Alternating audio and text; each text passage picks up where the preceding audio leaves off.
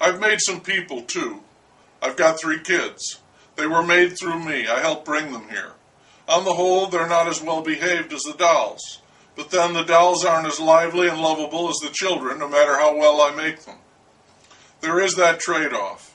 The dolls don't get into things and break things and tell lies because they can. We think they are good because we want them to be good, and we want to love them. The dolls never let us down. They're even better than puppies that way, because a great part of the soul in a doll is given to it by its owner, if they love it. I can only do so much. As with kids, I think God creates the soul, and with kids, I think God creates the soul, and then we add to it if we bring the soul to life. So we share in that creation. And children who are not loved, their souls are incomplete. That's a great tragedy. Sometimes when I hear about people doing terrible things, I think it's because their souls were never completed. I can remember my mother saying to me when I'd done something she really liked, she'd give me a big hug and say, "Aren't you a living doll?" See, Pinocchio had to get into things and tell lies before he could become a real kid. He had to be bad, see, before he could choose to be good. A kid can do that. Now, when God created people, I think he thought a lot about that. He wanted people to be able to choose to be good or bad, and so he gave them free will. It's one of our most outstanding characteristics. God could have made people without free will, and the world would have been perfect, living dolls. But he decided he should go with the free will option over perfection. Kind of an interesting choice, I think, which tells us a little about God, I think. I was thinking about these things when I made this doll. All the dolls are special, but this one is a pretty special doll. This is the Button Lady. My husband calls her the Butt Lady, which tells you all you need to know about him. Nah, I'm just kidding. He's okay. He's a man, which is not an easy thing to be either. Men are like that first doll I made, pretty rough. Women are living proof that everybody improves with practice, even God. Every time my husband gets grouchy, I tell him, "That's all right. I understand. I know you're carrying a terrible burden." When I was making her, all I knew was that she was going to be the Button Lady. Someone asked me to make her. She was a commission doll. I wonder if God was working on a commission, if somebody else asked him if he would make the world. Or maybe somebody bet him and he did it on a dare. Maybe he was lonely or bored. Maybe he just likes to make stuff, like me.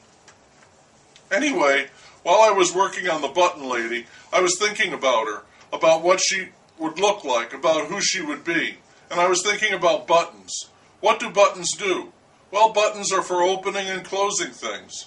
So I gave the Button Lady a job, something to do. And that's what I meant about her being special. You see, she was an angel before God created any people. And when he was about to do that, and he saw that he was going to give them all free will, and he knew what that would lead to, so he decided that he'd need help doing that. So he went to this angel and asked her if she'd help him. It meant she'd have to give up being an angel and leave heaven for a while, but she agreed to do it because basically she was an angel and she didn't feel right about saying no to God. By the way, I think buttons are basically female. Zippers and Velcro, that's men. Again, I have no scientific basis for that. So now she's left heaven. She's on sabbatical. She's not an angel anymore, not for a while. She's the Button Lady. Her wings are still there, but very small and tucked up on her back. You can't see them, but I know they're there. And her halo became her belly button, which is her connection back to heaven, and also her very first button. The Button Lady's belly button. It's right here. Now the Button Lady lives right beside heaven, far away from this world, at the end of a tunnel or passageway that connects the two. And when God makes anybody, he puts love in their heart and sends them to the Button Lady, and she puts a button on it, on their heart, so the love God puts there stays inside and it can't get out. So it goes back and forth, and the heart starts beating, which means that the person is alive. And they can choose to open their heart and let the love out, or if they're afraid to do it, they can keep the love buttoned up inside. The Button Lady gets her buttons from the shadows of the stars, and she sews them on with thread made from the light that shines from the stars. So the stars are very helpful. And she's got a golden thimble and a silver needle. and the button lady chooses every person's button very carefully. Each person gets a different button. I think the person who asked me to make the button lady had something different in mind, sort of a 19th century Apple Annie kind of character who sells buttons on the streets instead of apples. And she's a little like that, except she lives closer to heaven and puts buttons on hearts.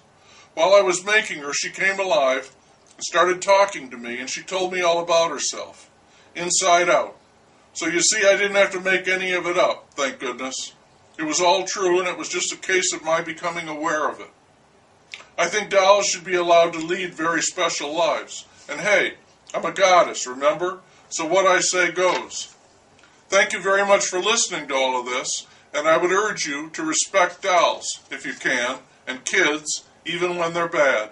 Maybe they're only being bad because they're on their way to choosing good.